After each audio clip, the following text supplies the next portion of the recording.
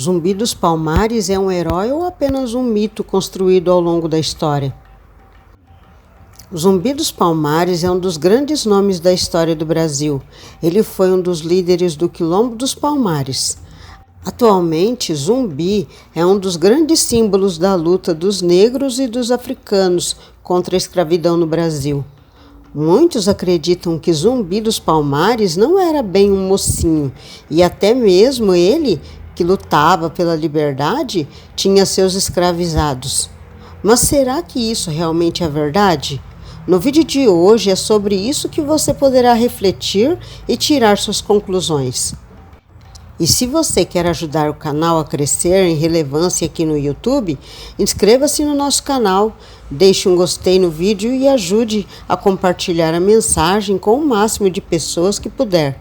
Agora vamos para o vídeo. Sabe-se muito pouco sobre a vida de Zumbi. A respeito de sua infância, o único relato existente é o do jornalista Décio Freitas. Nesse relato, o jornalista afirma que Zumbi nasceu livre, mas logo por volta dos 6 anos de idade foi capturado e entregue ao padre missionário português Antônio Melo, que o batizou. E desse missionário ele recebeu o nome de Francisco. Ele aprendeu a língua portuguesa e a religião católica, e até ajudar o padre na celebração da missa. Porém, aos 15 anos de idade, Zumbi voltou a viver no Quilombo, isso por volta de 1678. O que se sabe realmente é que Zumbi nasceu de fato no Quilombo dos Palmares, em 1655, na Serra da Barriga, na capitania de Pernambuco, atual região da União dos Palmares, no estado de Alagoas. E muitos dizem que ele teria sido sobrinho de Gangazumba, outro líder importante dos Palmares. O Quilombo e a morte de Zumbi. Quilombo é uma palavra de origem africana que pode significar fortaleza, esconderijo ou refúgio. O Quilombo dos Palmares era uma comunidade formada por escravos negros fugitivos que tinham escapado das fazendas e senzalas brasileiras e viviam em liberdade por lá. O Quilombo dos Palmares era o nome que se dava ao conjunto de mocambos que formava, e o Quilombo dos Palmares recebeu esse nome pela grande quantidade de palmeiras que lá existiam. O principal deles era a Cerca Real do Macaco, muito conhecido também como Mocambo do Macaco. Esse era o centro político de Palmares e chegou a contar com até 6.000 habitantes. Ao todo, fala-se que o complexo que formava o Quilombo dos Palmares possuía 20.000 habitantes. O local era muito grande, quase do tamanho de Portugal. A Cerca Real do Macaco era protegido por uma paliçada e cercada de armadilhas como garantia de segurança. Todos os outros mocambos eram ligados à Cerca Real do Macaco por meio de estradas que se estendiam na região da Serra da Barriga, local onde ficava o Quilombo dos Palmares. Essa região, na época, estava vinculada à capitania de Pernambuco.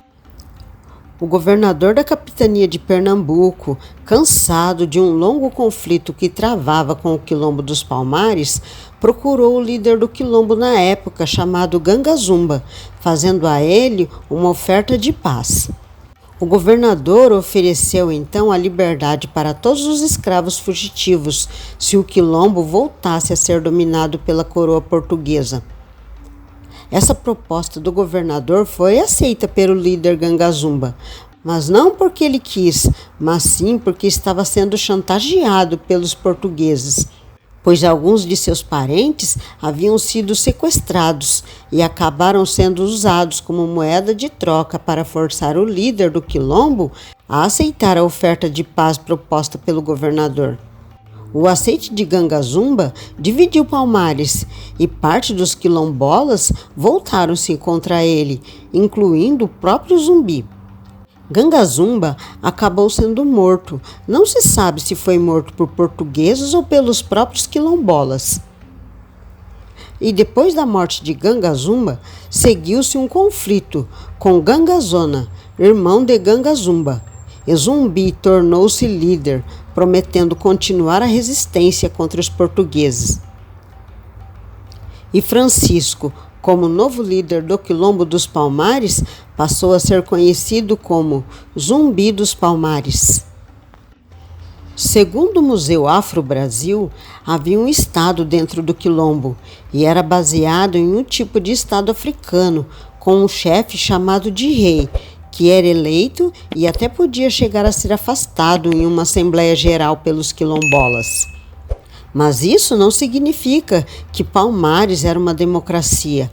O local ainda tinha muitas características sociais do século XVII.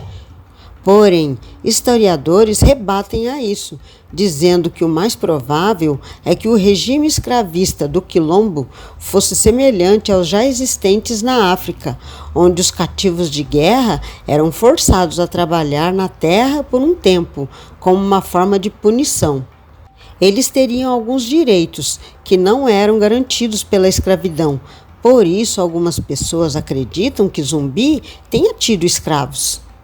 Se isso realmente for verdade, como ele pode ter lutado contra a escravidão, tendo escravos durante seu reinado no Quilombo dos Palmares? O assunto é abordado no livro Guia Politicamente Incorreto da História do Brasil, escrito por Leandro Narlock, e conta que o líder mantinha a escravidão no Quilombo dos Palmares. Segundo o autor, era pouco provável que Zumbi, um indivíduo que vivia em meio a uma sociedade escravocrata, defendesse os valores da liberdade e igualdade que conhecemos hoje.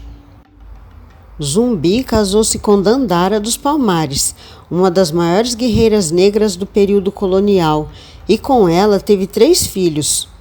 E 15 anos após ter assumido a liderança em Palmares, o bandeirante paulista Domingos Jorge Velho preparou uma invasão ao Quilombo e em 6 de fevereiro de 1694 a capital de Palmares foi destruída e Zumbi ferido. Zumbi fugiu e foi viver durante cerca de 1 ano e meio escondido no mato, ao lado de outros companheiros sobreviventes, e sobrevivendo de pequenos ataques realizados por ele e seus companheiros. Em 1695, ele teve seu esconderijo denunciado por um de seus companheiros, um homem chamado Antônio Soares. Zumbi, então, caiu em uma emboscada organizada pelo capitão André Furtado de Mendonça. E em 20 de novembro de 1695, ele foi morto. Após ser morto, ele teve sua mão cortada e sua cabeça foi decepada, salgada e levada para o Recife, onde ficou em exposição em praça pública. A morte de Zumbi aconteceu no dia 20 de novembro de 1695 e no século XX, Zumbi tornou-se um grande símbolo de resistência e determinados grupos políticos se apropriaram de sua história, fazendo com que o dia de sua morte fosse convertido no Dia da Consciência Negra. Mas afinal, Zumbi tinha escravos? Não tem como saber, pois não há muitas evidências que comprovem isso. Ele foi um herói ou um vilão na luta contra a escravidão? Deixe aqui nos comentários, porque gostaríamos muito de saber sua opinião. Por enquanto é só. Obrigado por assistir até aqui e até o próximo vídeo.